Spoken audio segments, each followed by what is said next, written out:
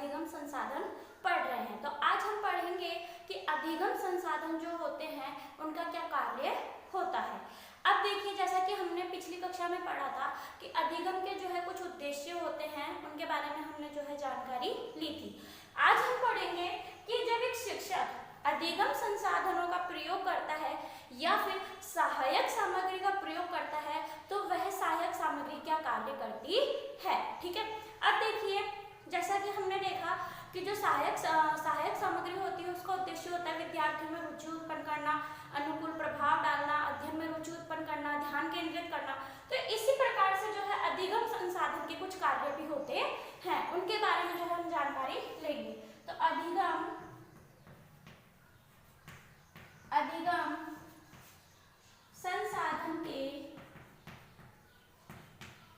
संसाधन के कार्य।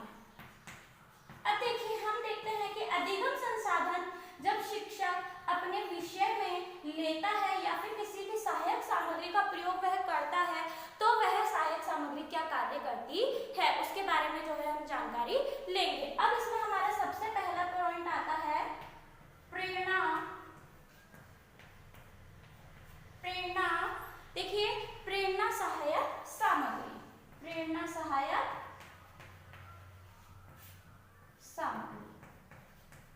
अब देखिए, अगर सहायक सामग्री प्रेरणादायक है तो जो छात्र है वह उसे उत्सुकता से सीख सकेंगे। उदाहरण के तौर पर जैसे कि हम केमिस्ट्री की बात करते हैं, अगर हम केमिस्ट्री के अंतर्गत है जो छात्रों को मॉडल के द्वारा अगर समझाए या फिर प्रयोग द्वारा जो है अधिक तरीके से समझाए तो विद्यार्थी उसे उत्सुकता पूर्वक सीख सकेंगे। इसी प्रकार से अगर हम चार्ट या मॉडल की सहायता से कुछ रासायनिक अभिक्रियाओं को जो समझाते हैं तो उसे भी वह बहुत अच्छे तरीके से सीख सकेंगे। अतः जो हम अधिगम संसाधन ले रहे हैं या सहायक सामग्री हम जो भी ले रहे हैं विद्यार्थियों को पढ़ाने के लिए वह प्रेरणा सहायक सामग्री होनी चाहिए ताकि वह विद्यार्थियों को अध्ययन में जो है सहायता कर सके तथा और अधिक सीखने के लिए उनमें उत्सुकता पैदा कर सके। इसी के साथ हमारा दूसरा पॉइंट आता है क्रिया के सिद्धांत पर आधारित। अब देखिए, बात करते हैं हम कि जो हमारा सेकंड पॉइंट है, जो अधिगम संसाधन होते हैं वह उनका कार्य होता है क्रिया के सिद्धांत पर आधारित होना चाहिए। जैसा कि हम सभी जानते हैं कि वर्तमान समय में जो शिक्षा प्रणाली है उसमें करके सीखने पर तथा स्व अनुभव पर जो है बल दिया जाता है। तो जो भी हम अधिगम संसाधन ले रहे हैं उसमें विद्यार्थियों की क्रिया है जो है वह होनी चाहिए। अर्थात बात करते हैं केमिस्ट्री रसायन विज्ञान की, तो रसायन विज्ञान के अंतर्गत जो है विद्यार्थियों को अधिक से अधिक जो है करके सीखने पर बल दिया जाना चाहिए। ठीक है, तो कक्षा में अगर शिक्षक किसी भी प्रकरण को मॉडल चित्र या फिर अन्य किसी सहायक सामग्री के द्वारा समझा रहे हैं तो जरूरी है कि वह क्रिया के सिद्धांत पर आधारित होनी चाहिए जिससे कि विद्यार्थी जो है क्रिया कर सके तथा करके सीख करके उन्हें अधिक से अधिक अनुभव प्राप्त हो सके। फिर तीसरा हमारा पॉइंट आता है इसी में, वह है स्पष्टीकरण।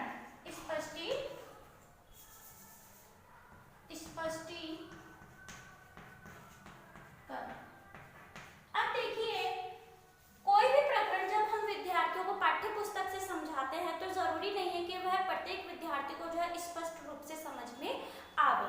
देखिए, कई बार क्या होता है कि कई जो प्रकरण होते हैं वो इस प्रकार के होते हैं कि विद्यार्थियों को किताब से अधिक जो है उन्हें करके सिखाने में ज्यादा जो है उन्हें करके आसानी से सिखाया जा सकता है। जब शिक्षक अधिगम संसाधन या फिर सहायक सामग्री का प्रयोग करके जो है किसी भी प्रकरण को समझाता है तो वह पूर्ण रूप से स्पष्ट तरीके से विद्यार्थियों को समझाया जा सकता है। जैसे कि हम कह सकते हैं कि मॉडल के द्वारा हम विद्यार्थियों को अधिक स्पष्ट तरीके से जो है समझा सकते हैं। उदाहरण के तौर पर जैसे मुझे कक्षा में रसायन विज्ञान के अंतर्गत पदार्थों की अवस्था के बारे में विद्यार्थियों को समझाना है तो पदार्थ के जैसे कि हम सभी जानते हैं कि 3 अवस्था होती है, ठोस, द्रव और गैस। तो ठोस पदार्थ को समझाने के लिए हम कुछ ठोस वस्तुएं ले सकते हैं, द्रव को समझाने के लिए हम कुछ द्रव्य वस्तु ले सकते हैं और गैस को समझाने के लिए हम उन्हें जो है वर्बली भी समझा सकते हैं। अब जैसा कि मैंने आपको बताया कि ठोस वस्तु के अंतर्गत पत्थर है, ठीक है, चौक है, डस्टर है, तो ये सभी चीजें हमारे ठोस पदार्थ के अंतर्गत आती है। ठीक इसी प्रकार जो हमारी द्रव्य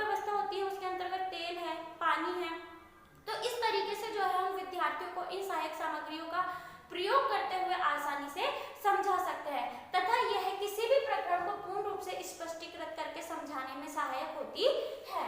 फिर हमारा फोर्थ पॉइंट आता है अनुभव।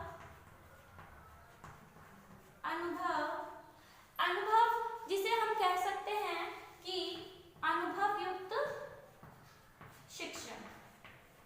अब देखिए, जब हम विद्यार्थियों को किसी भी सहायक सामग्री का प्रयोग करते हुए कोई भी प्रकरण समझाते हैं तो वह उन्हें वास्तविक तौर पर या फिर यथार्थ रूप में आसानी से समझाया जा सकता है। अब जब हम अधिगम संसाधन का प्रयोग करके विद्यार्थियों को कोई भी शिक्षण दे रहे हैं तो वह अनुभव युक्त शिक्षण हमारे उसके अंतर्गत आता है, क्योंकि यहाँ पर जब विद्यार्थियों को किसी भी प्रकरण को जो है अधिगम संसाधन का प्रयोग करते हुए पढ़ाएंगे तो उन्हें जो है इंद्रियों के द्वारा उसे अनुभव करने में सहायता मिलेगी और जब वह अनुभव करके सीखते हैं तो वह उसमें अपनी जो सक्रिय भागीदारी होती है उसे पूर्ण रूप से जो है अपनी सक्रिय भागीदारी को भी आसानी से निभा सकते हैं। तो जो अधिगम संसाधन होते हैं उनका मुख्य कार्य ये होता है कि वह विद्यार्थियों को अनुभव युक्त शिक्षण प्रदान करने में सहायता जो है प्रदान करता है। और हमारा पांचवा पॉइंट, इसी के अंतर्गत हमारा जो पांचवा कार्य वह आता है शिक्षण में कुशलता।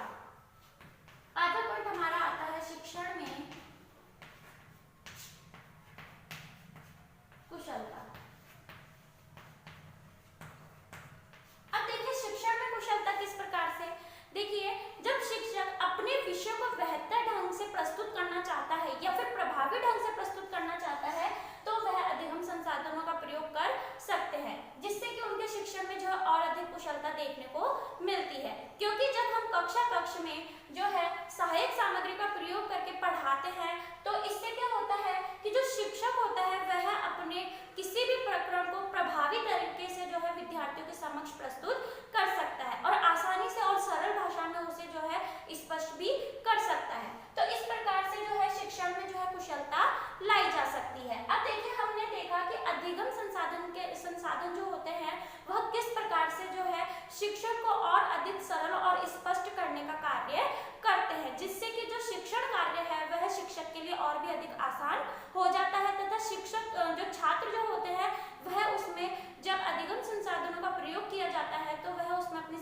सक्रिय भागीदारी भी आसानी से निभाते हैं। तो आज हमने पढ़ा कि जो अधिगम संसाधन होते हैं उनके क्या क्या कार्य होते हैं। तो आपका आज का जो गृह कार्य है वह इसी से संबंधित है।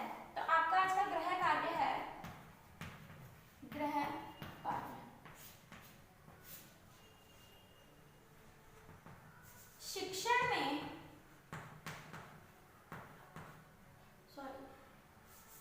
रसायन विज्ञान